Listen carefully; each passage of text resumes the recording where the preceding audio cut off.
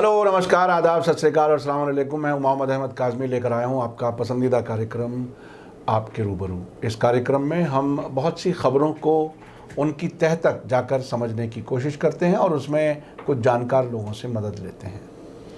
किसान आंदोलन अब सुप्रीम कोर्ट के फैसले को भी पार कर चुका है।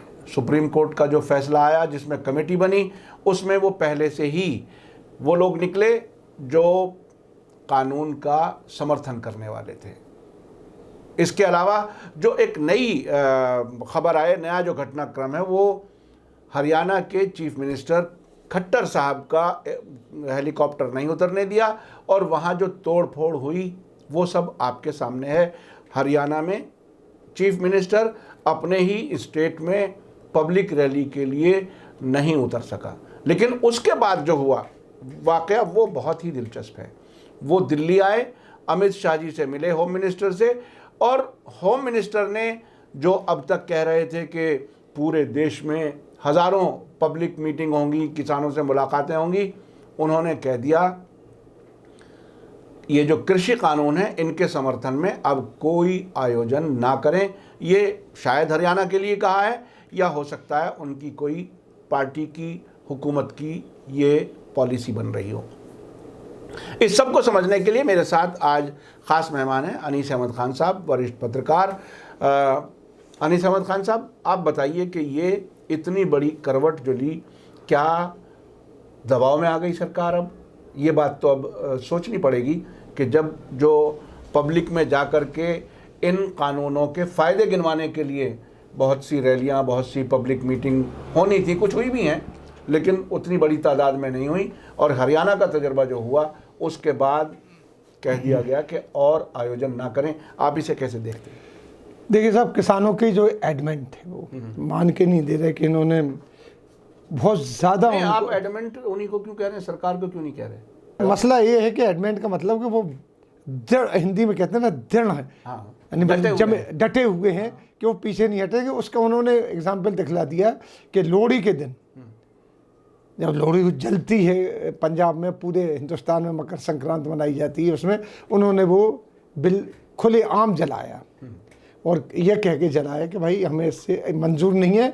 और उन्होंने कह दिया कि हमें किसी जो कमेटी आपने बताई उसके पास जाना ही नहीं है, हम तो बात तब करेंगे जब आप इस कृषि कानून को वापस ले लेंगे।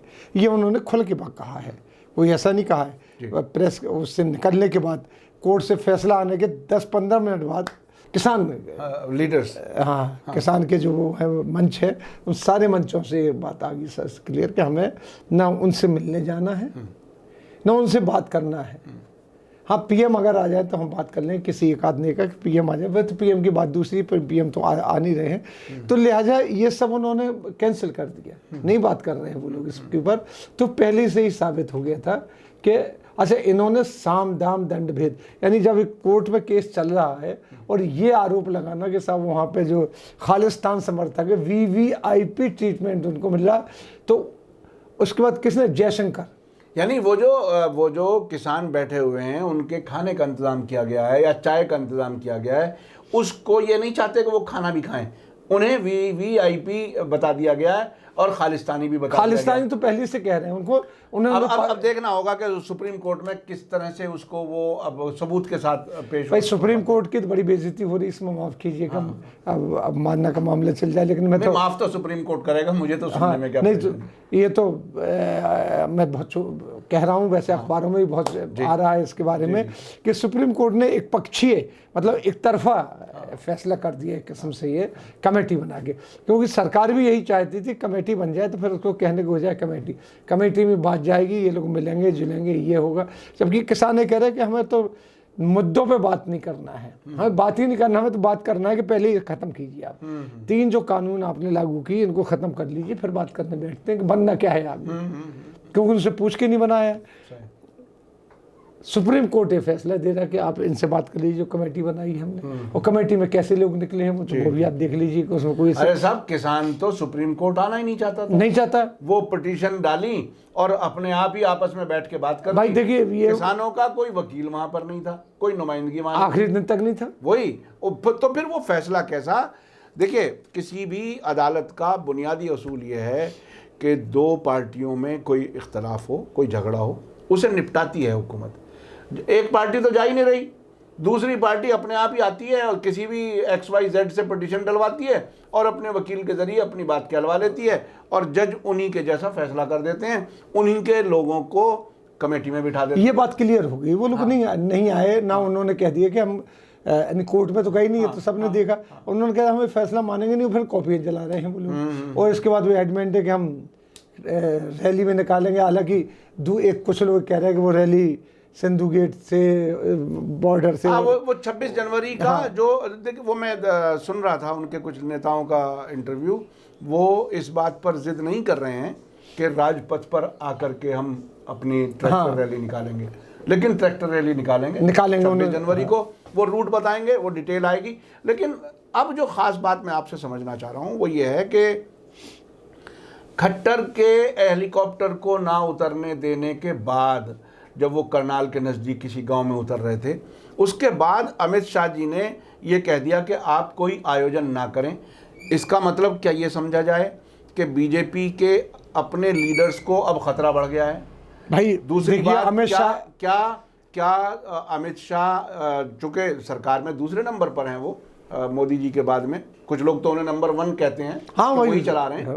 तो उनकी तरफ से ये कहा जाना कि अब ये आयोजन ना किए जाएं, रैलियां ना की जाएं कानून के हक में, इसका मतलब अब सरकार ये समझ रही है कि हक में कुछ सुनने वाला, कोई समझने वाला नहीं है और उसकी मुखालफत ऐसी ही होगी जैसी खट्टर साहब को अपने सामने मुखालफत देखनी पड़ी है। इसका क्या मानी है, या कोई और नर्म नहीं? वो अब सरकार का हम तो ये कहेंगे कि बैकफुट पे सरकार आ रही है, क्योंकि वो समझ गई है कि हम अब कुछ नहीं कर सकते इन किसानों के साथ। और किसानों के साथ वो कुछ कर भी नहीं सकते थे।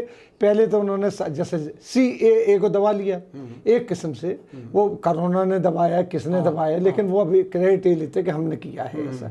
और उन्होंने उसके बाद कई ऐसी चीज़ें फैलाई कि उसमें जो कुछ लोगों को अपने बीजेपी में शामिल करके कि ये शाहीन बाग में बैठे हुए लोग थे, औरतें थी, तो बीजेपी में आ गई हैं, जो कि नहीं थी। बाद में जब राज खुला, कुछ लोगों को ले आए कि ऑर्गेनाइजर हैं शाहीन बाग के, तो बीजेपी में आ गए। लेकिन जब मतलब वो सारे नकली काम, तो वो सारे खुल के आ गए सामने के लोग, तो कांग्रेस के है ही नहीं, बीजेपी के थे। इनको तो बीजेपी खुद ही प्लांट करती थी। इसे यहाँ ये काम नहीं हो पा रहा, क्योंकि इतनी नाजुक स्थिति पंजाब और हरियाणा में तो सरकार जाने वाली है, क्योंकि जो दुष्यंत चौटाला हैं JJP के, और जो 10 पार्टी मेंबर लेके जैसे उनका मंत्रिमंडल में सहयोग दिए होंगे, क्योंकि 40 जीते थे, जबकि जीतने उसके लिए मेजॉरिटी के लिए 50-51 की ज़रूरत थी। लेकिन ये लेके आ गए थे 10, तो इनको डिप्टी चीफ मिनिस्टर बना दिए गए। तो उनके 10 में से 9 तो धरने में बैठे हुए हैं JJP के, हाँ, MLA। और जो इन्होंने निर्दलीय, मतलब अगर ये सिर्फ 9 ही रिजाइन कर दें, उन्होंने दबाव डाला है। कह रहे हैं दुष्यंत से कि आप वापस लीजिए समर्थन, वरना हम लोग अलग हो जाएंगे। और दुष्यंत भी मजबूरन इनको पिछले दिनों जब ये मिलने गए अमित शाह से, तो दुष्यंत चौटाला को साथ ले जाना पड़ा। और दुष्यंत चौटाला ने निकल के प्रेस से बात नहीं की। इससे साफ पता चल रहा था कि दुष्यंत चौटाला को जबरदस्ती लाए, और वो प्रेशर में है, इसलिए कि उसके खुद के MLA, उसका बेस ही किसान है। चौटाला फैमिली का, जो आप जानते हैं कि बेस ही किसान है, और किसानों से कट के कैसे जाएगा? जबकि हरियाणा में खट्टर ने क्या किया कि जुल्म किया है। पंजाब में नहीं हुआ ऐसा, कहीं नहीं हुआ, राजस्थान में नहीं हुआ। आप ये कहते हैं कि साहब पंजाब और राजस्थान तो वैसी ही स्टेट है, और कहीं कहीं से लोग बाग आए, तमाम जगह से, वहाँ ऐसा उनके साथ सलूक नहीं हुआ। लेकिन उन्होंने वाटर कैनन चलाना, लाठी चार्ज कराना, ये सब कराया है खट्टर साहब ने, क्योंकि पंजाबी जाटों को समझ ही नहीं पा रहे हैं कि जाट क्या चीज़ है। क्योंकि इनके खिलाफ एक मूवमेंट और चल सका था, 2019 में चला था, बड़ा ज़बरदस्त मूवमेंट चला था खट्टर के खिलाफ, कि वो भी यही था, इसी तरीके का था, क्योंकि खट्टर पंजाबी हैं। उनको जाट लैंड में उनको चीफ मिनिस्टर बना दिया सिर्फ इसलिए कि जिद है। तो वो जाटों से उनको, तो वो यानी वो पहले से ही लोग उनसे नाराज हैं। और ये उनको भाई, वो हर प्रचारक थोड़ी हो सकता है। मोदी जी के 4-5 साल चल गए, 2014 से 2018-19 तक कुछ नहीं हुआ, चल गए तो चल गए। अब वो समझ रहे कि इसी तरीके से देश होगा। तो अब आप देख लीजिए 2019 में जब से आए हैं तो CAA चूल्हे हिला दी, यही था मौसम। इसके बाद 2020 में अब दिल्ली किसान, चलिए उनमें तो कई इल्ज़ाम लगाते गए, गोलियां भी चला दी, तब भी वो लोग नहीं हटे, सब कुछ। अब किसानों पे भी वही इल्ज़ाम लगाए थे, कल तक लगाते रहे सब। जयशंकर ने पूरा का पूरा कह दिया कि साहब जो सेपरेटिस्ट है खालिस्तानी उनका VVIP ट्रीटमेंट हो रहा है। वहाँ VVIP का मतलब क्या है? सब बाहर बैठे इस तेज ठंड में 3 डिग्री 2 डिग्री में मैदान में जो लेटे हुए हैं उनको VVIP ट्रीटमेंट है। वो जिंदा क्यों है? यानी उन्हें खाना पीना भी अगर मिल रहा है, कुछ लोग इंतजाम कर रहे हैं। इन्हीं के मंत्री कह रहे हैं कि साहब वो चिलगोजे खा रहे हैं, काजू खा रहे हैं। तो वो कहते हैं भाई हमारे पास इतना समर्थ है तो हम खा रहे हैं, क्यों नहीं? हमने इसी से कमाया तो हम खा रहे हैं। बिल्कुल, वो अपने घर पे भी ऐसा ही खाते थे, इससे अच्छा खाते थे। और इसके बाद इन्होंने एक नोटिस भेजा, एक जो ग्रुप आया हुआ है उसके लिए कि आपको पंजाब एंड सिंध बैंक का इतना पैसा आपने कैसे ड्रॉ किया। उन्होंने कहा कि हमारे पर्सनल नोटिस भेजिए, हम इसका जवाब देंगे कि हमारे लड़कों ने भेजा है। और अक्सर भेजते हैं वो। और हमारे देशों में जो हैं वो तो हमारे इसमें तो सिख धर्म में तो ये दिया ही जाता है पैसा, वो दिया जाता है। जैसे कि आप लोग, आपके यहाँ मुसलमानों के यहाँ ज़कात दी जाती है, वो मैंडेटरी है, मतलब ज़रूरी है कि वो ज़कात आपको देना पड़ेगी, खुम्स आपको देना पड़ेगा। ये जो गुरुद्वारों में जो लंगर चलता है उसमें जाहिर है लोगों का पार्टिसिपेशन होता है और वो पैसा वो यहाँ लाके लगा रहे हैं। तो ये बहरहाल एक और बहुत दिलचस्प कुछ चीज़ें आ रही हैं कि किसानों को किसी तरह से खुश कर दिया जाए या वो ऐसी पब्लिसिटी ले ली जाए कि किसानों की आमदनी बहुत बढ़ जाएगी। वो एक ज़माने में जब ABP न्यूज़ से जो उनको प्रसन्न वाजपेयी को निकाला था, उन्होंने भी एक असल कहानी तक पहुंच गए थे कि वो बाबा रामदेव की कितने गुना वो नकली एक चीज़ थी। लेकिन अब सब गोबर का पेंट बनने लगा, गाय के गोबर का। उसका नाम भी वैदिक पेंट रखा गया। वैदिक पेंट है, गाय के गोबर का है। हमारे उन्होंने अच्छा, बहुत ही दिलचस्प है। वो कभी कहते हैं कि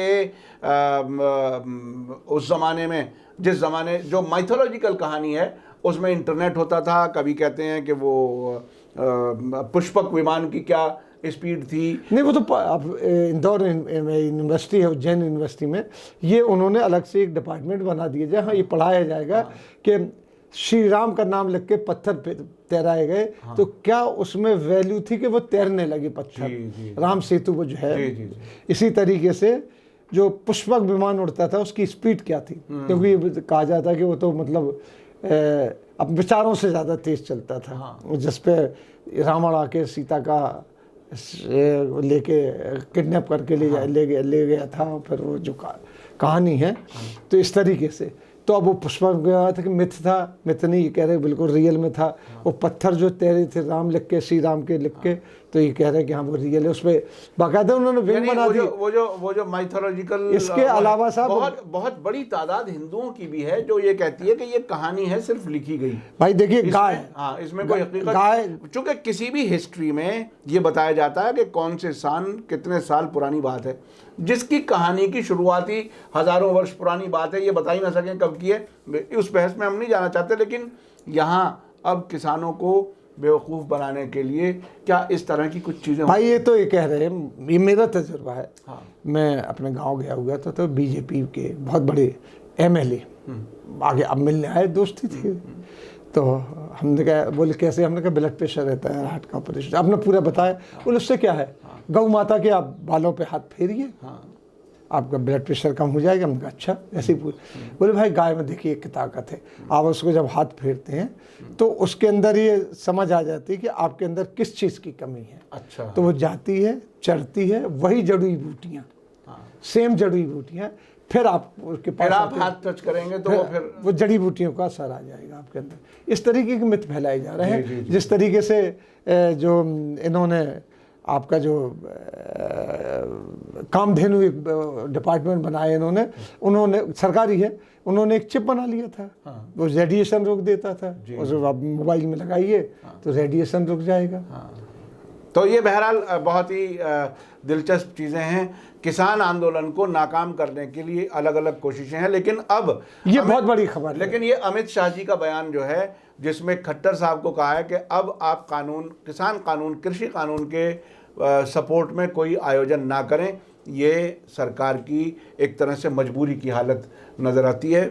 बहुत बहुत शुक्रिया अनीस अहमद खान साहब, आपने समय दिया। इसी तरह से हम आपको बताते रहेंगे कि क्या कुछ हो रहा है, उसके पीछे क्या कुछ है, और इस कार्यक्रम में ख़ास तौर पर आपके रूबरू कार्यक्रम में हम आपको बड़े लोगों से मिलवाते हैं, आपको बहुत सी सूचनाएं पहुंचाने की कोशिश करते हैं। इसी के साथ मुझे दीजिए इजाज़त।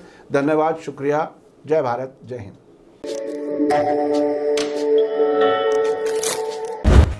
मीडिया स्टार वर्ल्ड के और वीडियो देखने के लिए हमारे चैनल को सब्सक्राइब करें और सीधे नोटिफिकेशन पाने के लिए बेल आइकन दबाएं। और अगर हमारी खबर सच्ची और अच्छी लगे तो अपने व्हाट्सएप, इंस्टाग्राम, फेसबुक और ट्विटर अकाउंट पर ज़रूर शेयर करें।